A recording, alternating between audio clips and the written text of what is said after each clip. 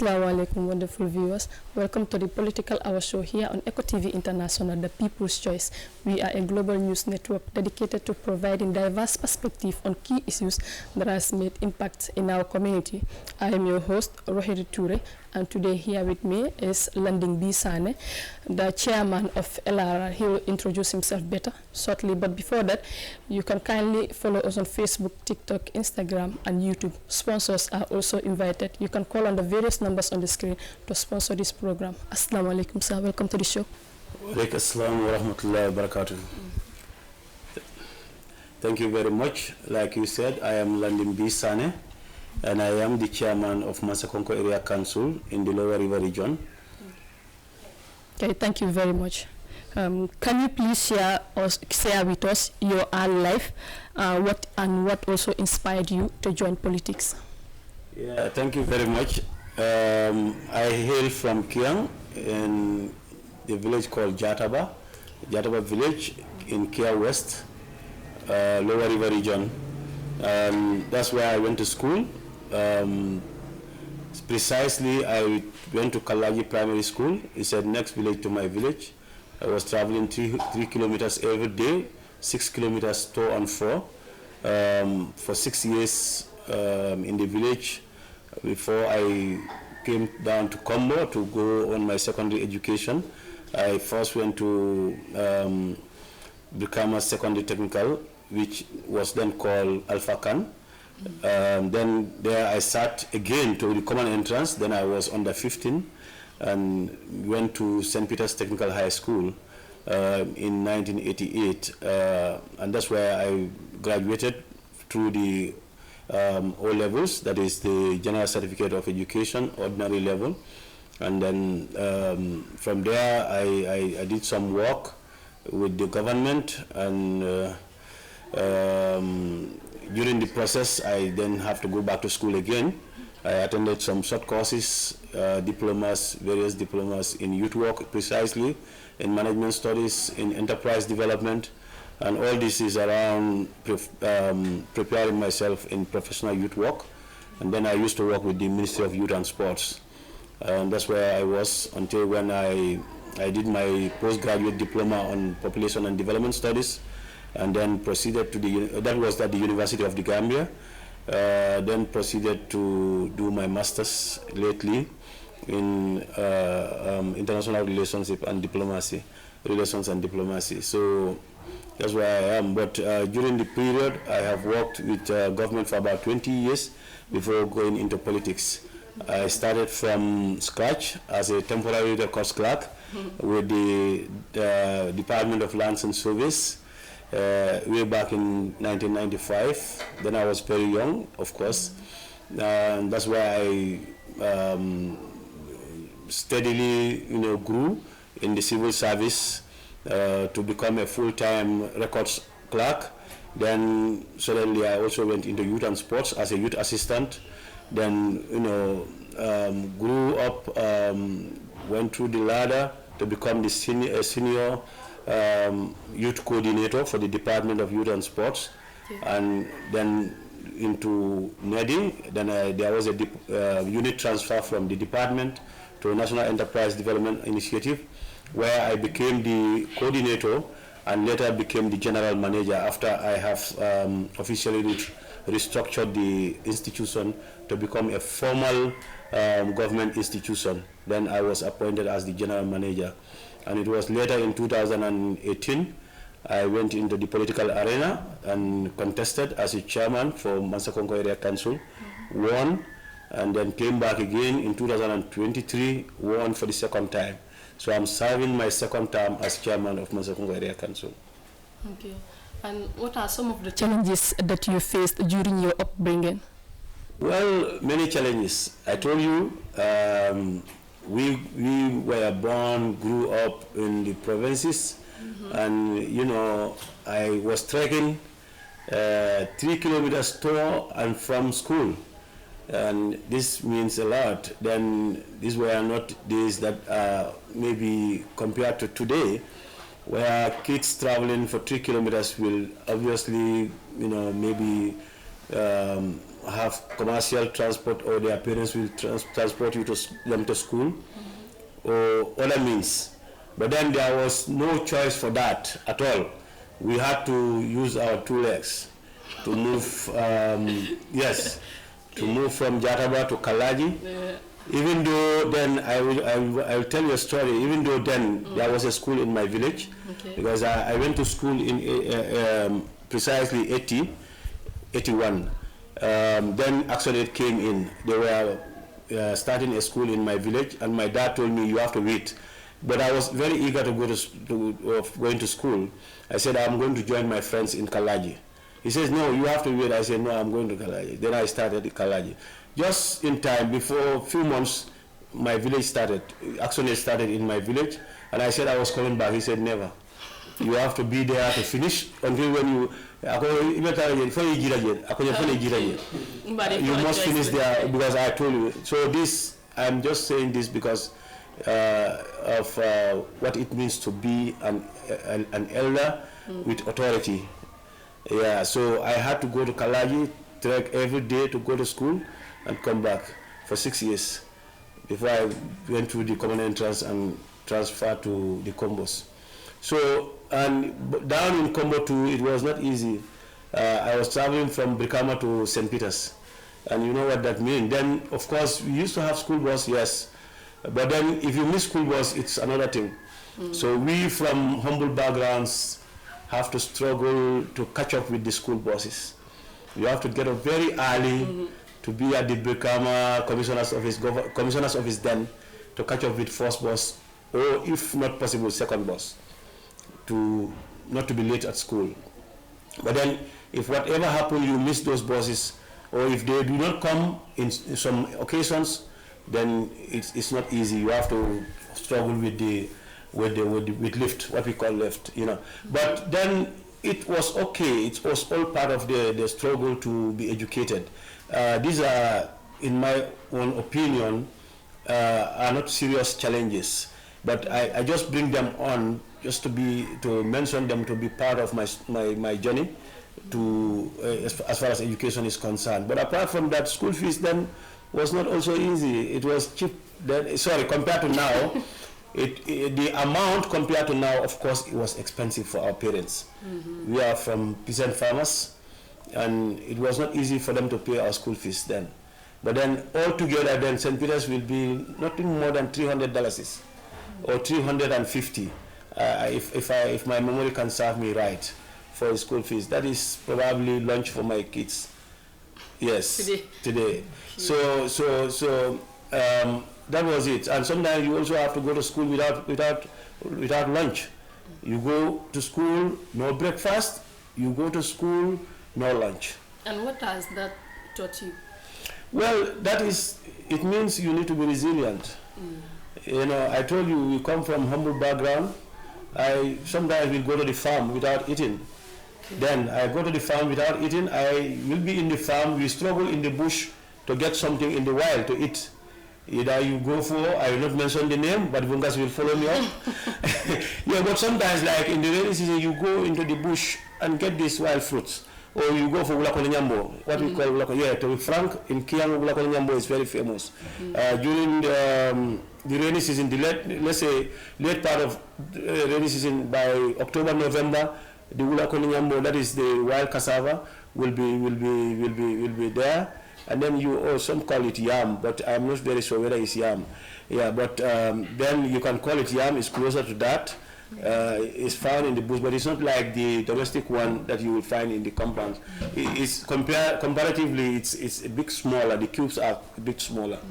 Then you go for that to get something. Or in some cases, when let's say corn or early fruit,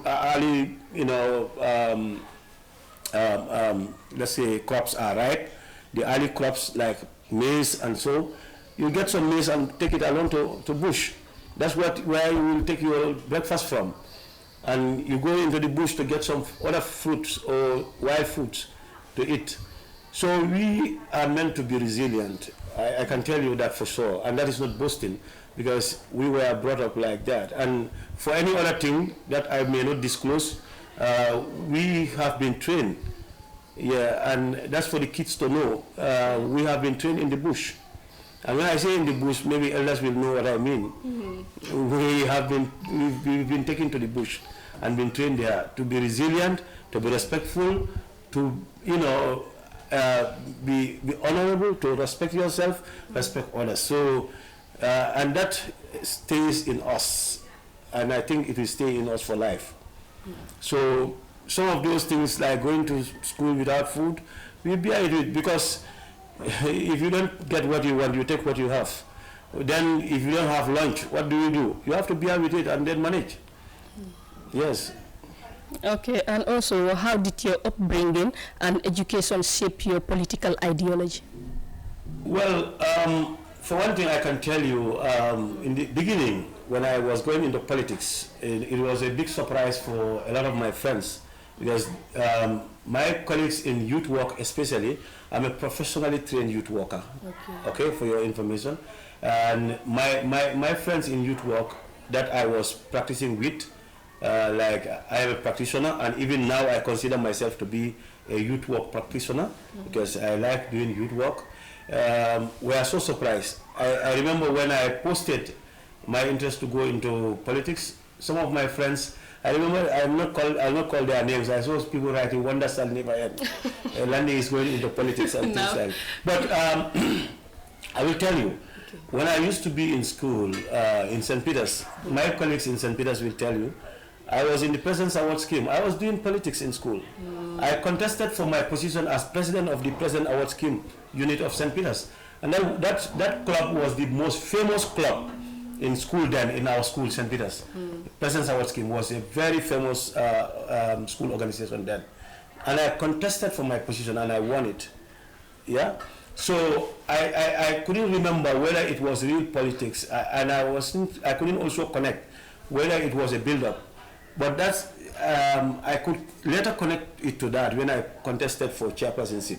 I see the link, because then I used part of those experience to bring into my politics. And also working in the youth sector, some of our youth workers know what we call youth politics and sport politics. Working with youth is like working in sports. And youth and sports are very connected. We have sport politics, youth politics. And that is not party politics per se, but it's also another very contending politics. Those who are into youth work and those who are into sports will tell you. And I have served in both, because as a youth officer then, sometimes you serve as a sport officer, because where there is no youth coordinator, the sport coordinator, the youth coordinator serve as both. Okay. So I have served as both in many occasions. Yeah, so, and also I cannot diverse, because I was with the Ministry of Youth and Sports. I cannot divorce myself with sports. So, yeah, so that was it. I just wanted to tell you, when that happened, when I wanted to go into politics, my friends said, "Hey, this is not your area, don't," and yes, but with conviction, I said, yes, I have to go, because there was an underlying motivation that was pushing me to go.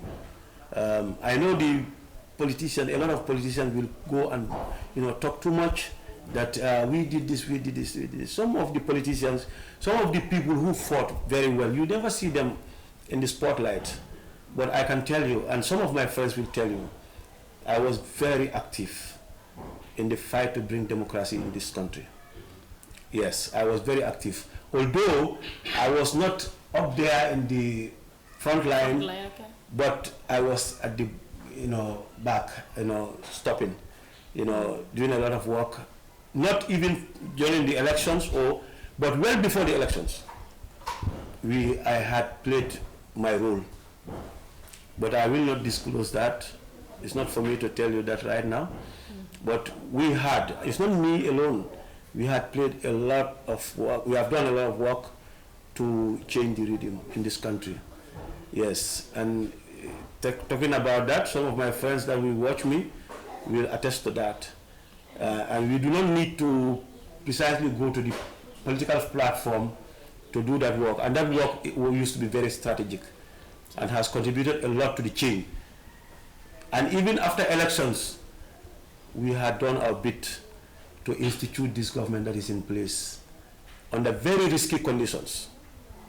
And that some of my friends again will tell you that, or they will know, even when the dictator says he was not going.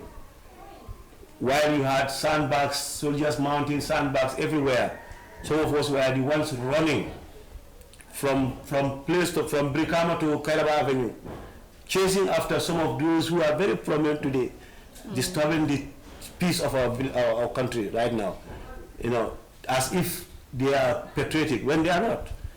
We were fighting with them in the streets. They know us, we know them very well. When the dictator said he was not going and they were all the way supporting the dictator, we were the ones out. And we were confronting them with the dictator, that dictator must go. And I was part of those who officially wrote to the dictator to say, you have to leave our country. And our brother won, and he has to be here. He has to be sworn in. I was part of the very first letter, official, that went to the then president.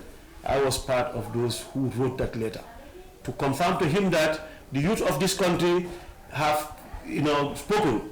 And the country has spoken that you are no more our president. So please pack up and leave. Alambaro will be sworn in by January 19th in this country. So let's just give you a synopsis, but I may not go into details as to all what has happened.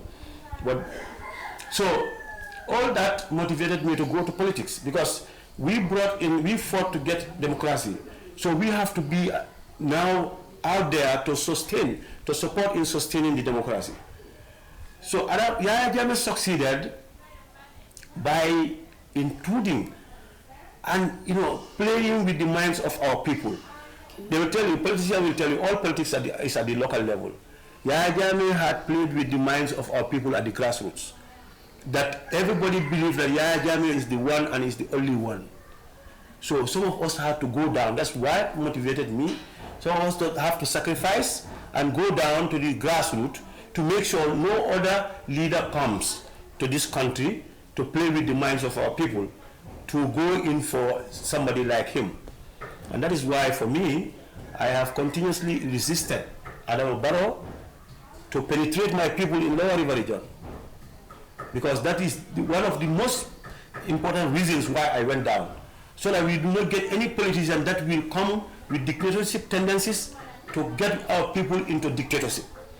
And that's why LRR will build resistance to this dictatorship until maybe if I am out. But even if I am out, the people of LRR are still strong. They will never go in for dictatorship like Adam Barrow is trying to do. So this was, in short, this was what motivated me after all the hard work we've done behind the scene and in the front line at the latter part of it. I said we have to go. But then let's say we were in good terms. I went there with clear intention to support the president then, to support the democratic process, to support the building up and the reform process, to support the development of this country, to support the economic enhancement of this country, to support the new Gambia that was envisaged then. But then, for some reasons, things changed, and I think there was priorities were misplaced, and commitments were forgotten, and all those stuff. So we had to part along the way. And what are some of those things that have changed that you decided to part? That is one for me. That is one.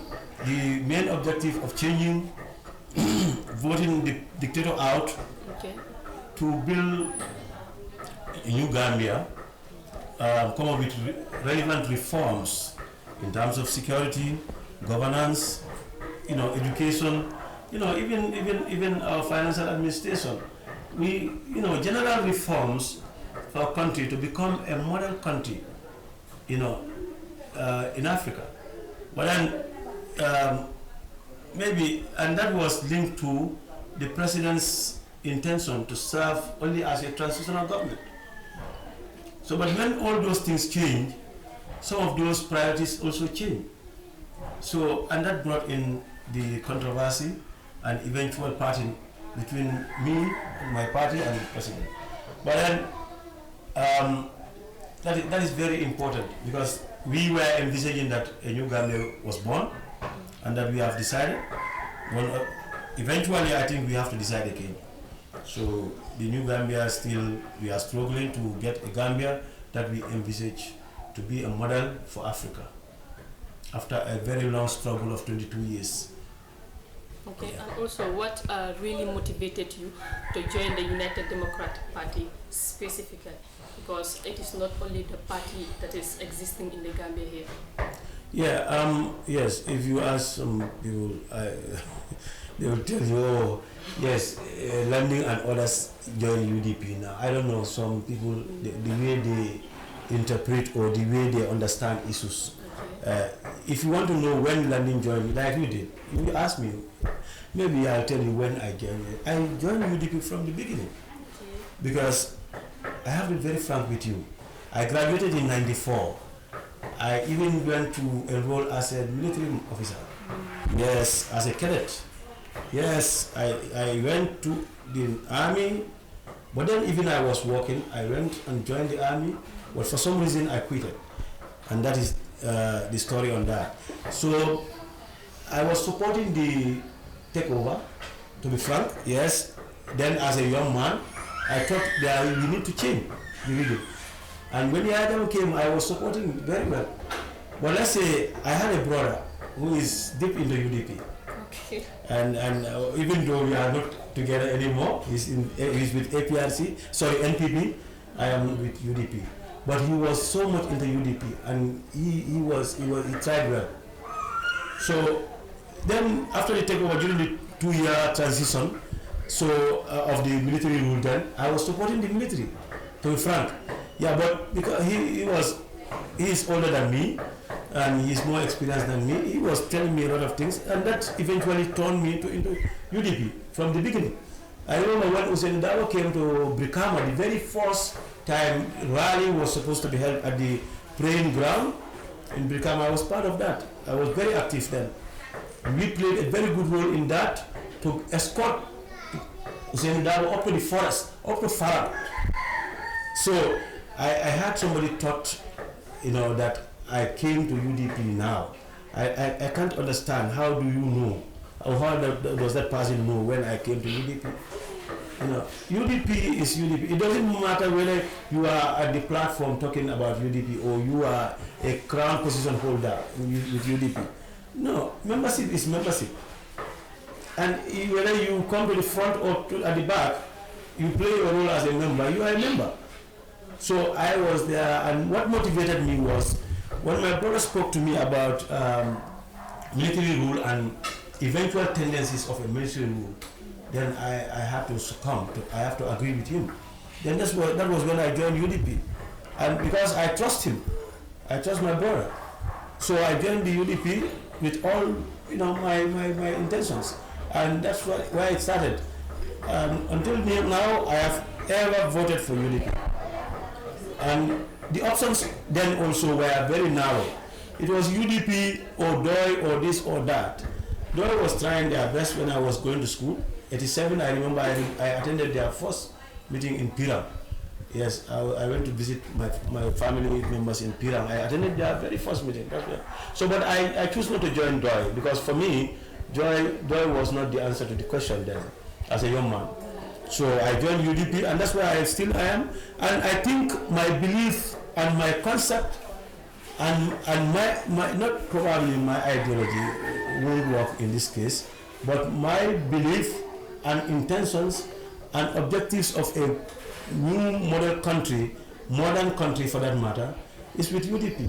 UDP is the one that can bring that new Gambia that we deserve and that we yearn for, to represent the interests of our people, in peace, in harmony, where young people will be vibrant, where young people will be hopeful, where young people will have confidence and trust in the system and choose to stay in this country as their country. So that is with UDP. So that's what I believe in, and that's where I am. And I think that's where I choose to be for now. I do not have any other mind for any other thing or any other party except UDP for now. And also, what were some of the biggest challenges that you faced when you first entered into politics? Yes, my biggest challenge or challenges when I started was more to do with finance. You know, we come, like I said, we come from the opposition side. Even though then we were a bit close to power, because then we used to have the coalition government and we were represented then. But even there, my party do not subscribe to relying on government resources. So we may not have the required or the intended resources to finance my campaign and my personal activities. But then that may not be bad. Normally finances may not be always enough, but we manage with that. But then apart from that,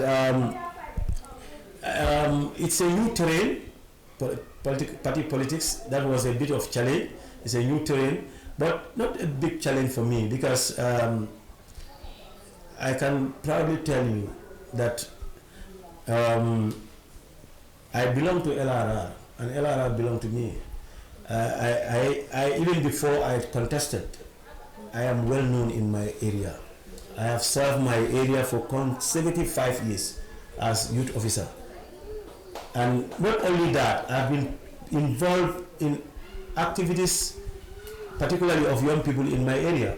So when I decided to go into politics, it was like, oh, just to connect the dots, activate the connections or the networks, just activate them.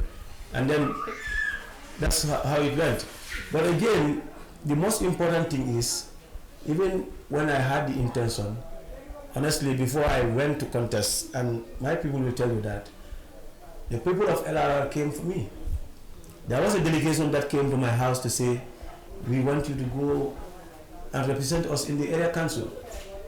But then, even there, it was not as easy as that, because they had that intention. That group that came had that intention, but other people had their choices as well. That's why we went into primaries. I went into primaries with 6 other young men. Yeah, and I won them conveniently.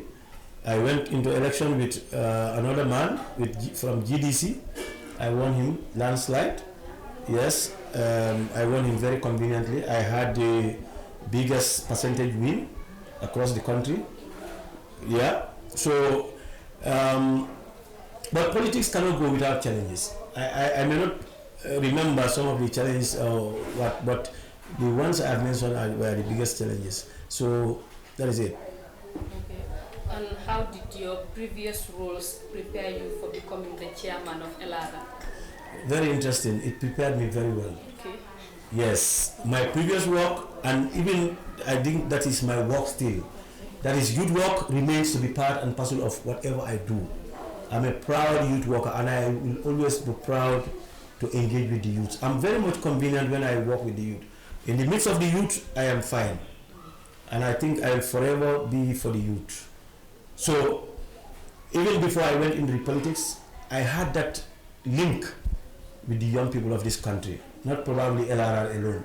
Okay. I have served in every region of this country except Banjul and Basse, except URR and Banjul City Council, or Banjul. I have served in all the other regions as a youth worker, as a practitioner. So I have interfaced with youth at different levels. And then I serve at the national level as a coordinator. First as a senior youth coordinator, because I served in that position first when it was introduced as the senior youth coordinator. Then I was promoted again to serve in NEDI as the NEDI general manager. So, and that has a general context. The general manager of NEDI has a national coverage. So I was running around the whole country. Then NEDI is the enterprise arm of the Ministry of Youth and Sports, if you understand. And we train entrepreneurs and also enhance them with startup capitals. Also do provide coaching for them and mentorship. Yes, we used to do. So we've done that across the country. So So there was already, that had prepared me to have a base. In politics, base is very important. So I do not only have a base as per the LRR community, but I have a base as per Gambian community. So if you do not know me in LRR, somebody know me in Basse will call you from Basse to tell you, oh, we have worked with this man, vote for him. That has, I want to thank the young people of this country very well. Not only the young people of LRR. I have fans that are in Basse, that are in Banjul, that are in Kem, that are in Brikama, that are all over the country, that will call to say, vote for Landing. Or that will call to tell me, I wish I was in your region, I will vote for you. And they had always given me their moral support. Some even have given me financial support. Yes, and you know, my work also as a youth worker also had created an avenue to interface with a cross section of the government community, not only the youth. In government, before I went to youth work, I served in many ministries. Yes, as a records clerk. So that experience has, you know, grown over time as well. I served with finance ministry, with commissioner's office in Mansakonko, then Ministry of Foreign Affairs, Lands and Surveys, Department of Community Development. This played a very big role, but my work with youth and sports, and when I rose through the ranks and became a general manager, I had enjoyed a lot of connection in the country and even outside the country. So that had prepared me a lot.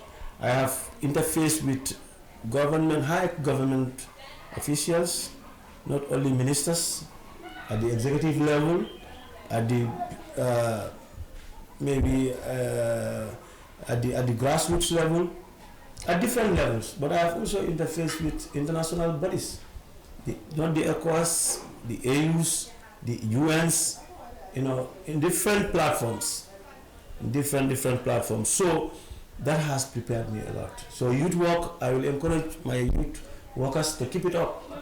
It's very noble.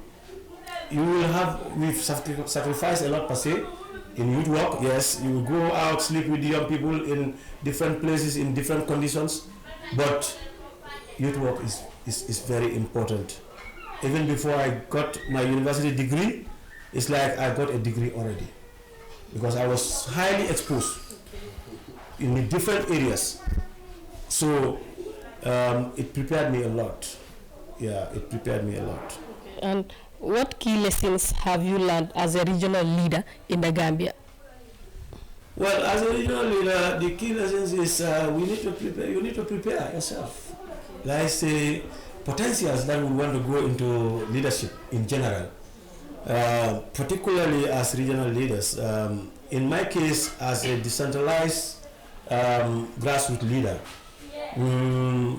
with local governments, you have to prepare yourself very well. You have to be prepared also for a lot of eventualities.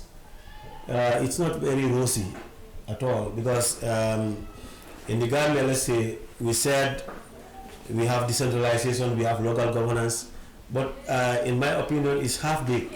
We haven't delivered the proper local government or governance system that we need to deliver to take this country to the next level. No. So the local government system or the decentralization system that is introduced is not really what is delivered.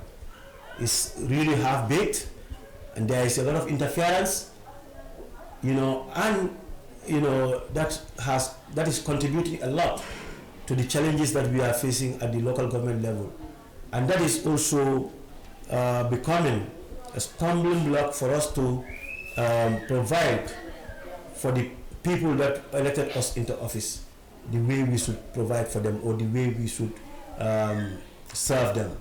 So this is a very big challenge. In order for us to go to the next level, there has to be commitment on the side of the central government and the local government to deliver proper, effective local government system that will deliver the goods to the people, to the taxpayers. But currently it's half-baked, and a lot of things we do there is improvise. We improvise, we struggle to do what we need to do. Like in a council like mine, if you should be collecting refuse or waste with a tractor, this is not what we expect of this age, of this day and age. But then, in local governance, we say we talk about the 3 F's, or decentralization. We talk about the 3 F's. That's the funds, the functionaries, and the funds, the functions, and the functionaries. Those 3 F's are highly linked. They are interlinked. If one of the F's is not present, it becomes a big challenge. Yeah, when you have the functionaries, you do not have the funds, it becomes a big challenge. Okay?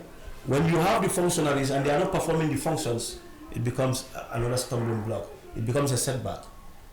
So in this situation where you have the functionaries and the functions are there, outlined clearly in the Act or in other policies, but the funds are not available, or the functionaries are not available, it becomes a challenge.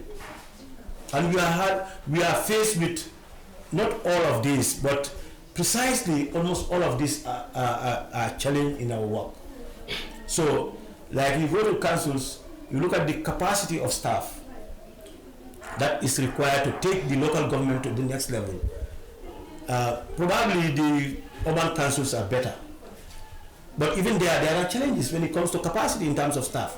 Because governance in itself is an area. People have to understand what local governance means. And they have to act accordingly as local government officials. But then, if they should act that way, they must be trained, they must be oriented, they must be introduced. But where you get a revenue collector rise to become a CEO without going through any formal training when it comes to governance, administration, leadership, management, and all those stuff, and you expect that person to perform as a CEO or as a chairperson. When you have a chairperson who do not have the requisite capacity to lead a council. So I am not blaming anybody. Let me be very clear with this. And it didn't start with this government. But when we say we're going for decentralization, when it started, I was in the field. In 2002, for example, it started very well, but all of a sudden it was confused because probably it was not favorable. But then that's why we voted for this new government to come, so that there are reforms that are genuine, that are relevant to our governance system, so that when we say local government, there will be authority at that level for the council to exercise that authority to hire, fire, or discipline staff, so that there is authority there for council to administer the resources, so that there is that authority there for council to scout out and recruit competent staff that will serve the council, so that the councils become vibrant, become buoyant, and so that they do not entirely rely on government, so that they are able to source out resources to sustain their council operations. This is what we mean when it comes to governance. We are not asking for government to give us everything, but give us the authority, give us the leverage to be able to have the structure or structures that are required, so that we are able to be independent, in the sense that when we are independent, we are able to sustain the councils, so that we do not entirely rely on government. You cannot bond, let's say, in this family matters. You have a child and you want the child to continuously depend on you. That is not strategic. That is not proper at all. You, at some point, you want the child to stand on its own, on his own or her own, so that the child now will become your security. When councils operate properly, they become a security or security to the government, to the central government. Because then, all those things, challenges at the grassroots level, local level, the councils will be able to address them even before the central government comes. But that is not what is the case right now. And that is what I'm talking to you about. If any of us want to come, for me, I'm serving my final term, second term. If anybody becomes, it's a big challenge for me. The whole system is confused. The local governance system The decentralization system is confused. There is no proper effective local governance system, and it's not delivering the intended objective that we change this change that we brought in the change in 2016 for proper democracy and for proper governance system. It's not what is happening. So I am disappointed with that, and that is a big challenge. But again, whoever may be coming, maybe things will change. Must expect that it's not rosy. It's not rosy. It's all confused. You have been hearing our own ministry fighting with us every day and night.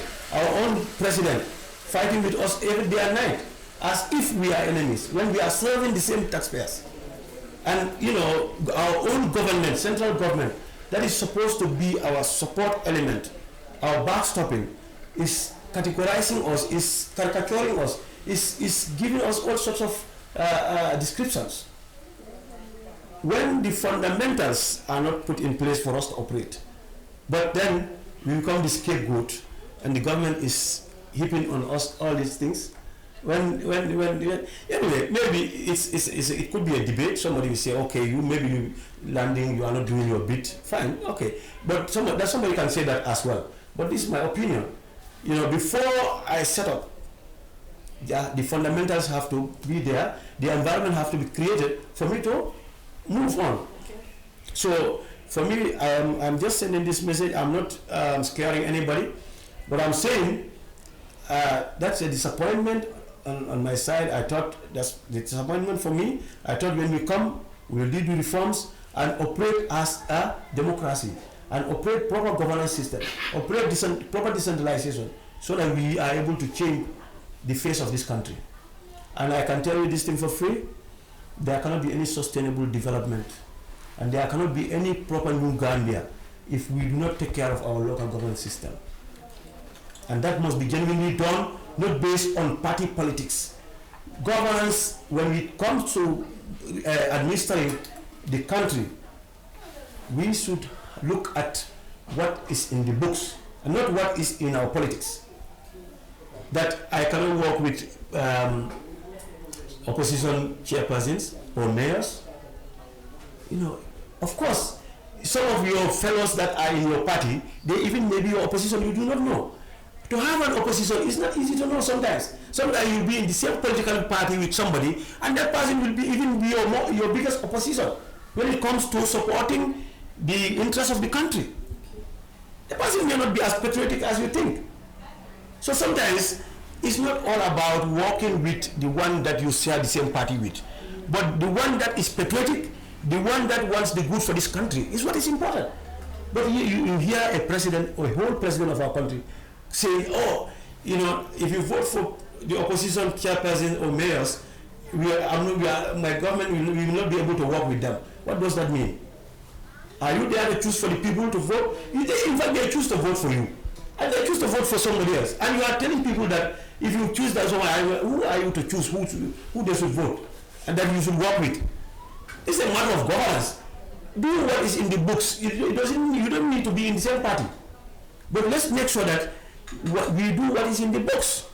And this is what I mean. So, but this is very disappointing. We should not have been at this level. We should have gone far higher than this. You know, if you look at what we have done over the past 5 years when we came newly, look at KM, look at Banyu, look at Brikama, look at Mansakonko, okay, and the other councils. And what are some of the proudest accomplishments under your leadership in Elala? Well, if I want to count them, I know my opposition will still be very happy when I count them, because they will know that the idea or the concept that if you are an opposition leader or opposition party chairperson, you cannot deliver. That idea is completely wrong. I heard it from the president, I heard it from his supporters, I heard it from his party people. This is one thing I cannot understand. And believe you me, I heard it from people who we think, and I believe they are educated. But for one reason, they tend to believe in this, or they say it. Maybe they don't believe in it, but they say it. How can you think like that? Go to LRR. Go to LRR. We have a state hospitality training center. That is training young people. We just graduated 65 young people in hospitality industry training. It's nowhere in this country apart from Carnival. Who would have ever thought in your wildest dream that an opposition-led local government will do that? And the money never come from central government. It never come from directly from our taxpayers. We mobilize the funding. My council plus support from other partners mobilize the funding. Go to Mansakongo. You have a state-of-art conference center that we built that is serving both accommodation and conferencing for people. And that is becoming one of the most popular conference or workshop venues across the country. It's nowhere in the provinces. And we are not a ruling party-led this thing. Go to Kuidala. We have a state-of-art youth or community center. Go to Japine, state-of-art community center. Okay. That is nowhere. Go to Yaraburel or Welingaraba, the Lumo. The Lumo is the first of its kind in this country. The project is called Lumo Modernization Project. And we mobilize the funding not from government, not from directly from our taxpayers, but from ECOWAS. We wrote a proposal and sent it to ECOWAS. ECOWAS funded it. And that was done from commitment, from the able work of my staff and my councillors. Okay? Go to LRA, you see, boreholes spread all over. Go there, you see for yourself. And what I'm telling you, go to all the government or the ruling party led chairpersons or area councils. They cannot, let me tell you very clearly, none of them can be compared to my council. None. And this is not because I disrespect them. They've done a lot. They've tried. Under the circumstances, all the councils tried. Under the circumstances, all the area councils are trying very well. But I'm giving you my bit of it as an opposition-led council. And we are not relenting. We will ever, until when we leave that office, we will ever bring innovative projects that never occur in the rural areas of this country. Yes, if you go to my council, a lot of my projects are innovations. They are nowhere in the rural areas of this country. Yes? No, because we want to build a city. We want to build Soma. Soma is our new city of this country. So, because of that, we are committed to work very hard to make sure that we change the face of our capital. And that's Soma. You go to Soma today. For your information, Soma is the cleanest community. Yes. Check with NEA. Okay. Check with NEA. This is classified. This is something that I'm not just talking from blues. Go to NEA. There is a report indicating that our community is the cleanest and the most this community that is abiding by the anti-littering laws. We are not littering, and where we are littering, we are collecting the litters. Soma, now you go there, the city is very clean. You look at our highways, we clean them. We employ staff to go and clean the city. And periodically, we also go and general cleaning exercise. And that is not a favor. That is our responsibility. We thank government. Government had brought in the cleanup exercise, but that even found us on it. But that was a good move. That is a good move. But let's say, all the councils should do that. But currently, our community is the cleanest. And that is not to please anybody, but it's our responsibility to perform. And all this came now. When we came, our staff role was, it's like we have almost doubled it right now. Like when we came, because we need to work for our people.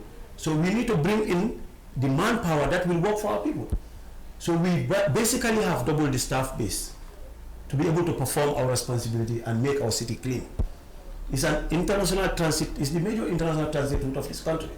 So because of that, we have to make the place clean. It's the face of the Gambia. So these are not jokes. I just mentioned a few of our projects to you, but we have a whole lot of bunches of projects all over the place. Okay, and how has and I said this because I'm saying all this with pride because we are opposition. Okay. And even, I can tell you for certain, that is even what is giving us the energy and encouragement to work hard. Because we want to prove those misconceptions very wrong. It's very, very wrong. Whether a ruling government party, local government council, or an opposition government council, we are all entitled to the basics that we need to enjoy from our government or from our central government. But then, after all that, we are also obliged to work hard for our people. And that we cannot also entirely, let me say this very clear, we also do not have to entirely rely on government. No, that will be out of touch. It's not for government to do everything for us. We have to work hard. That is the fact. But then, government has to set the standard, lay down the basics, the fundamentals, for us to be able to operate and show ourselves that we can do it. But we are in a situation where government is despising, or government is trying to segregate, discriminate the opposition against the ruling party local governments. Sometimes it doesn't turn good, because that gives us energy to work hard. And those that you think they are in the same mood with you, it slows them down, because they think they are with you. And when you cannot do anything for them, you are not supposed to do everything for them. Government is not supposed to do everything for even the ruling party chairperson or local government. No. They are supposed to work hard for it. Yes. So if you send that message as if you will be there for the ruling party local government heads, you are slowing down their efforts. Let us all believe that we will all be treated equal, and all of us need to go to work. Because, for example, ECOWAS, when Yahya Jammeh resisted that he would not go, ECOWAS brought Adama Barrow, and they instituted him. Should Adama Barrow sit down and say, ECOWAS brought me, so ECOWAS will do work, or ECOWAS will so? He needs to work hard. Okay, and you also mentioned misconception about your party. Are there any misconceptions regarding your party? Well, in every group of people, there may be some misconceptions here and there. I am not privileged to probably dilate on that to you, but I am not sure there are any open misconceptions that are serious or that may be for discussions. Yes, even where they exist, this might be internal issues that we can treat inside. So I'm not sure I am privileged to say this X, Y, and Z or 1, 2, 3 that is existing, and I itemize them or mention them. No, but I think they could, if where they exist, there could be internal issues that we can take care of. Okay, and how has the UDP's presence in Elala grown since you became the chairman? It has grown since I became chairperson. We have worked hard to get more people on board, particularly in our border or our Kabada end, and also Jara centrals or the care centrals. The two centrals and the Kabada end, we've worked very closely with them to get more people into our party. And in the city, Soma is a very mixed community. It's dynamic. It's a dynamic community, and it's highly a cosmopolitan area. And you have all the parties, and you have all the tribes, you have all the whatever you can think about, nationalities of the sub-region there. So we have to mobilize and get the interest of those people into our party.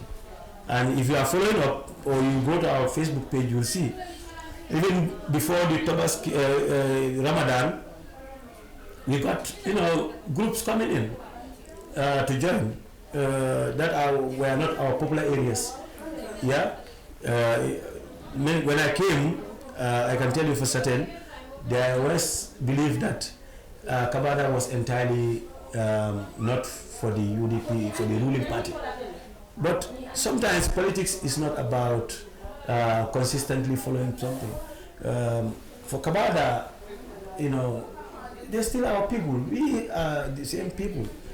when I came, when we sold our agenda to them, and we had those interactions, and remember, we know each other. We are, I have friends in Kabada that are very close to me, and all those stuff. And we, surprisingly, and that is where we surprise our opponents. I understand sometime back they were saying, oh, Kabada Golta Felai, Kabada Golta Flota Felai, Fengeta Felai. Well, see, for one thing, I know my background. I will not tell you that. I'm so much linked to Kabada. Yes, and I will not tell you that because it will prepare my opponents to know how I am linked to Kabada. But I know I'm very much linked to Kabada for obvious reasons. So when we especially this my second term voting, this 2023, they were relying on Kabada. Honestly, my votes I got in Kabada were unbelievable. My opponents couldn't believe that I could pull those numbers in Kabada. And Soma as well. In Jara Soma, that is highly mixed. They thought, I was not going to break through in Soma. And I did the same in Soma.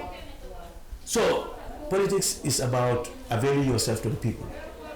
Even before I became a chairperson, I told you I've been a community worker. I have availed myself to my people to the best of what I can do, my ability. And even now, I may have my votes, yes, that is obvious, I'm human, but still I have that, connection with my people, and that is what is making me break through. I can tell you on record that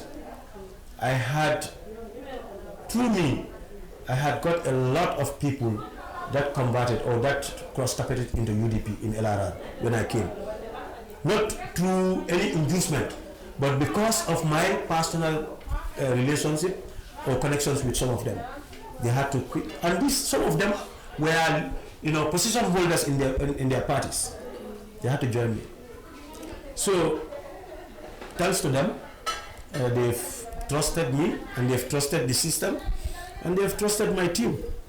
I could not have done it all alone. I have a team, and the team was very supportive. My councillors from both sides, because I used to have councillors from GDC in the first term. In the second term now, I have councillors from GDC, from UDP, and from NPP. Thanks to all of them. Yes. To remind you again, you are watching Eco TV International, the People's Choice. This is the political hour show. You can kindly follow us on Facebook, TikTok, Instagram, and YouTube for more insights. Sponsors are also invited. You can call on the various numbers on the screen to sponsor this program.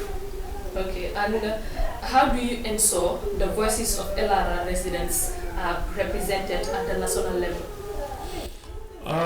That is to recruit more young people. For me, I always will trust the young people because they are here today, they will be here tomorrow, inshallah.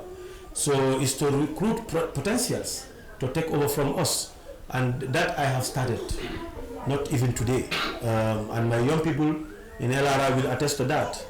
I work very closely with them, not in two political lines. Some of them even do not belong to the same party with me, honestly. But I respect them for that, and they respect me for who I am and what I serve. Yeah, but my work as a youth work practitioner give me that leverage to work with every young person, irrespective of their party affiliation or their religious affiliation or whatever. So we still continue to recruit potentials to take over from us. And I cannot mention names, and I am not privileged to that, but I'm sure we have been recruiting more and more leaders in LRR. Youth work is very prominent in the LRR, not even during my tenure as chairman. Even before that, I have mentored quite a good number of young people as leaders. And they are on standby. They will take over from me. Yes, they are on standby. At the right time, they will come in and they will take over from me. So, and I have the belief that when they come, they will do better than me. Because some of them are more privileged. They are more connected than even me. I have to be frank. Yes, they are the young brains. They are the young brains. They have a lot of connections. They have a lot of potentials. They can move mountains. Yes, I believe. Okay. And And what strategies have you used to mobilize youths and women in the region? We will not go without youth groups. We will not go without women groups. And in my council, we have youth rep and women rep. So our operational modalities as a council is structured. It's not just open to my own discretion, but is measured in the way that youth rep is apolitical, it's not political, it's non-political. Women rep is non-political. They are nominated by me, but they do not serve any political interest. Okay. So they mobilize their women and they mobilize their youth. So through, of course, there are structures. We have a regional youth committee, and we have women, regional women council members. We call it national women council members that are in all the 6 regions of the region, 6 districts of the region. So through those people, and we have a representative of the council in the National Women Council. So they help in mobilizing the youth and women. So we serve them as duty bearers, and they work with us as right holders. So when their interests come, they present it, and we perform what needs to be done for their sectors. And what are the biggest challenges facing LRR today? And what are some of the things that you are trying to take to address it? Well, I wish we, like I said, we are the smallest. We have a very low revenue base.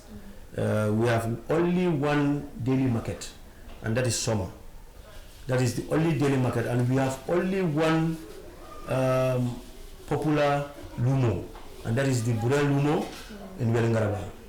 So these two are our major revenue base, apart from the compound rates and other taxes like license, the sub-license or business license. Yes. So reliably, these are the major revenue areas. But again, also we have our conference center. It's also becoming another reliable revenue base. Okay. And that is a strategic investment to get council some funding where it turns to be red for us. Yeah, but the major challenge is, like I said, we have only one functional daily market and one prominent Lumo. So obviously we are not opportune like other councils where you have big shops here and there, fancy structures that can bring good revenue for you. We do not have all that. So we are a rural setting. We predominantly rely on these revenue lines that I'm telling you for now. But then it will not stop there. We are convinced to work hard to see how we maneuver to get more reliable revenue sources over time, so that we will emerge from such conditions. Not maybe even us, but those that will come after us will enjoy multiple revenue sources to sustain the council. And what is your vision for UDP's growth in LRR in the next 5 to 10 years? My vision is not for LRR alone. My vision is for us to grow bigger and stronger in LRR and bigger and stronger in this country to take over in 2026. And we are working very hard for that. I know for LRR we are done. Yes, we have closed all doors for the ruling party, and for certain, LRR remains the fixed deposit of the UDP in this country, and we will ever remain. We will hold on to that to be the fixed deposit of UDP. I know other regions, West Coast is doing a lot, and KM and Banjul, they are doing a lot, they are coming up. And we got signals, CRR, especially CR South, is coming up in Basse. Yes, but even there, LRR will still maintain the flag of being the fixed deposit of UDP. And like you said, my vision is for us to work hard to become a better party, political party, a stronger political party, a bigger political party, towards 2026 so that we claim the leadership of this country through the ballot in 2026 presidential elections and beyond. And you also mentioned that you are serving your second term. Yes. Then what legacy do you hope to leave in LRR and UDP? Well, for my work, my story, my electorates and my people will better narrate that because they will have to assess me properly and my work and my council and my councillors to better narrate my results that I have performed for them. But for certain, my legacy that I would want to categorically say is I built up a council to set the foundations for any other administration that will come after me. That is to say, when I was coming, there was only one person with HND, High National Diploma, in that council when I was coming. Only one person with HND. Today, we graduated 3 people with masters and 4 people, currently 2 young men, our procurement officer and our internal auditor are doing their first degree program, and already 2 others have graduated with degrees. And among that is our very first lady of the council to graduate with a degree in financing management. So that is a legacy that I think will go with me. And that is different from others that are coming up with diplomas and HNDs. So because we have to set up this council, we have to build up a structure. And of course, capacity is fundamental. It's a prerequisite to building the council. So that is why we invested a lot into capacity building, including the councillors. What I'm telling you, some councillors benefited from training. Even though there was a debate then that you didn't need to invest in, but how can you work with people who don't have the capacity to even make a good decision? That will be counterproductive. And that is why we have to invest into the councillors to bring them up. So both myself and the councillors will have the relevant capacity, or if not the near capacity, to be able to debate and make good decisions for our people. So councillors benefited from that, staff benefited from the training, and even cleaners. Yes, cleaners. When we develop our relevance, some of our instruments, our institutional instruments like policies, I must tell you that we've developed some few policies as well. Our strategic plan as well. We involve the cleaners, we involve the support staff in all that, and that is a process of building confidence in the staff to make them believe that they are part and parcel of the process. And it will also expand their understanding about the council. So that legacy, I know, will remain. And any other person that comes will, and the other one will be the second one, which I am always happy to say is my second term. I'm only serving for 2 terms, and that is a belief that I have in mind that we have to set the standards, and that was part of my intention of coming to serve in the council. That is, we set the standards, including all those at the central government. We set the standards. Come for 1 term, 2 terms, we leave. Others come, and that I believe is my process or my intention of setting standard at the local level, so that any other person that comes will know that, well, if you serve for 2 terms, you give chance to others to come, even though it is not only in our books. And believe you me, like with the terms, somebody told me, but did you tell your party? I don't need to tell my party. I intended to go in and serve as chairperson. If I serve my 2 terms, I don't need to take excuse from my party. I should have that personal policy or intention to tell my party that I'm not going beyond that. Look for somebody else. And this is what I did. Okay. Time is running against us. If you could go back in time, what would you do differently in your political career?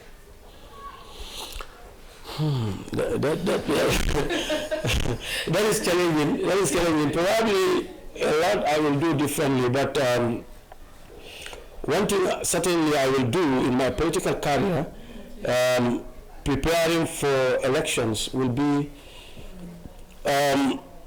to implore on my party, and not even only on my party, but to propagate for politicians and political parties to file in contenders or to file in candidates that bear the minimum, if not the minimum, but good standard to serve and represent their people in the council. I will definitely do that, particularly with my own party first, which I could have influence in, but if not only my party, even others, to implore, to campaign for us to bring people who have the qualification, in terms of academics, experience, discipline, and the interest and the patriotism to serve in the councils to represent their people.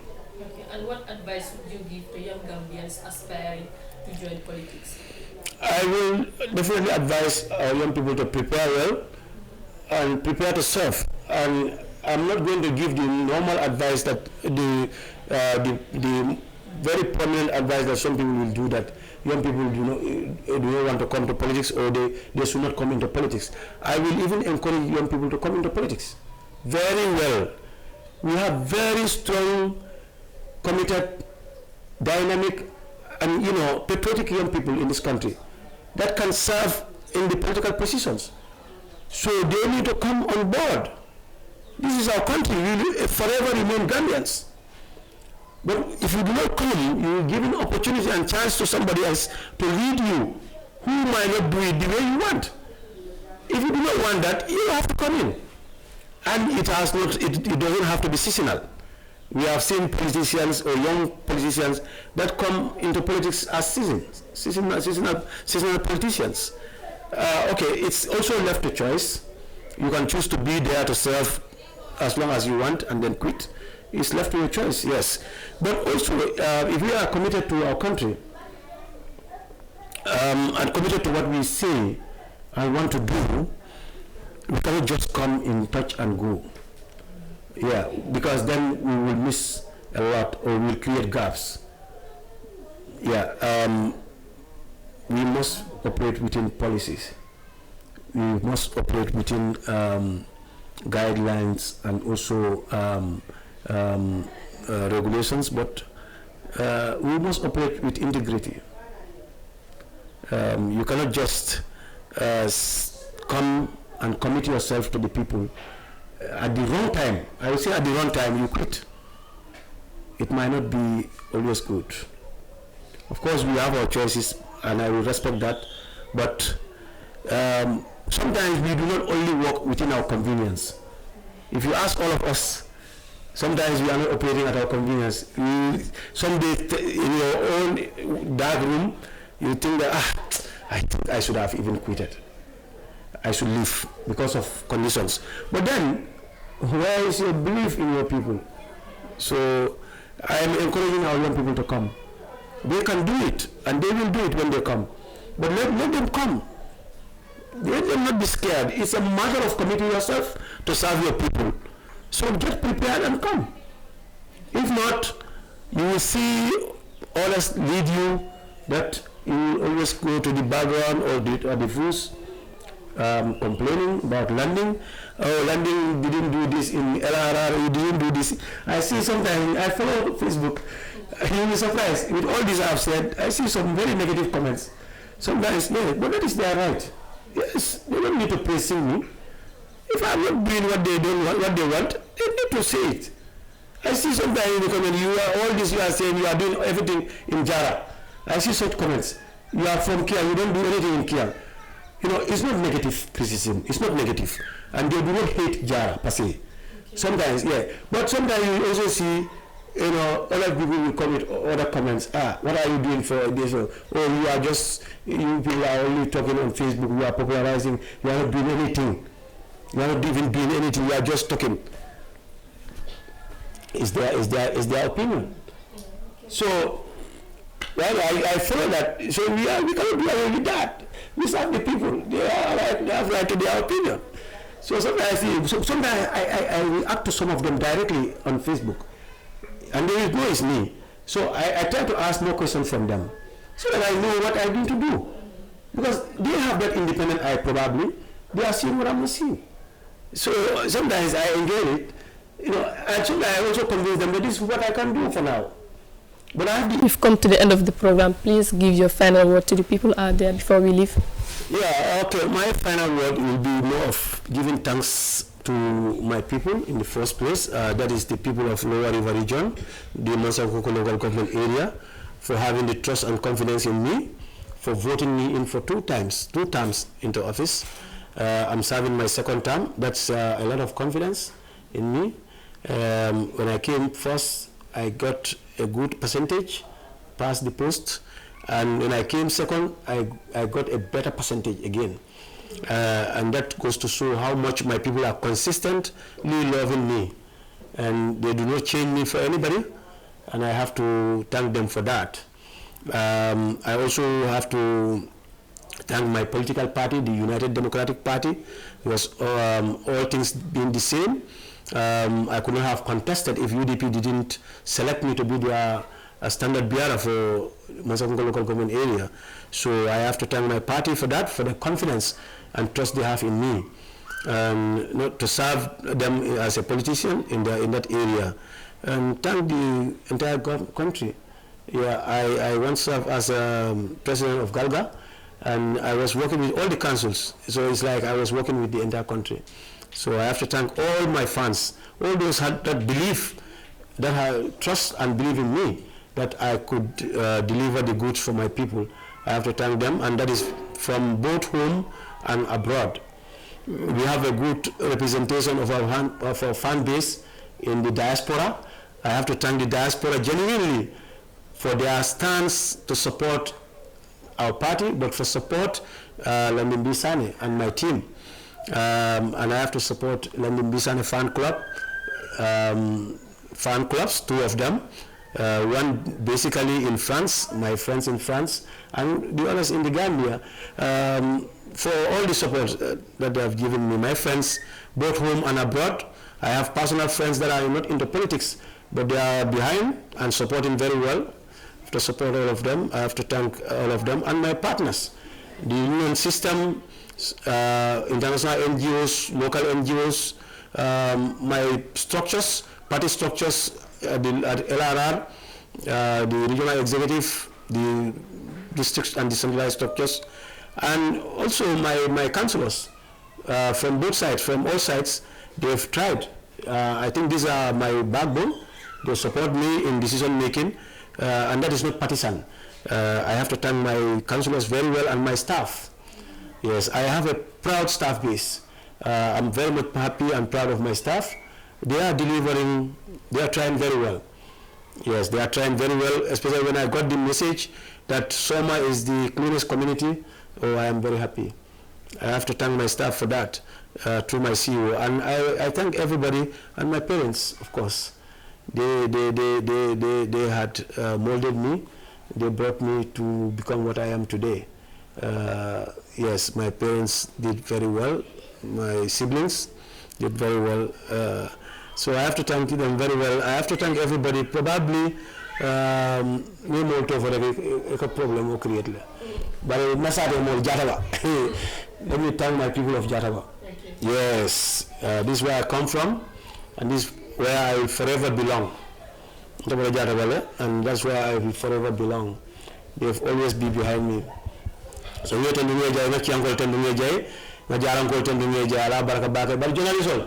I thank you very much. I've been with journalists for long. I've been with journalists since I was in the youth work. I have to thank you very much. You people are doing a good job. And keep it up. With all the struggle, you found your way to meet me in my house. Thank you very much for that commitment. You're doing very good work for this country, especially you, the young journalists. With all the challenges, you are trying to show the good work or the whatever challenges we are doing, we are encountering, and the work that we are doing for our country. So keep it up, and thank you very much. Okay, thank you very much too for giving us this opportunity to have a talk with you. It's a pleasure. Well, this is how we've come to the end of the program. You can kindly follow us on Facebook, TikTok, Instagram, and YouTube for more insights. And sponsors are also invited. You can. It's my day. Okay. It's my day. We're going out to support our team. Okay. Under 17 is a win for us against Tunisia today. Okay. So we have to win Tunisia today to qualify to the next rounds. Yeah. Okay, inshallah, we will win to qualify for the next round. Bye bye, everyone. Till next week, inshallah.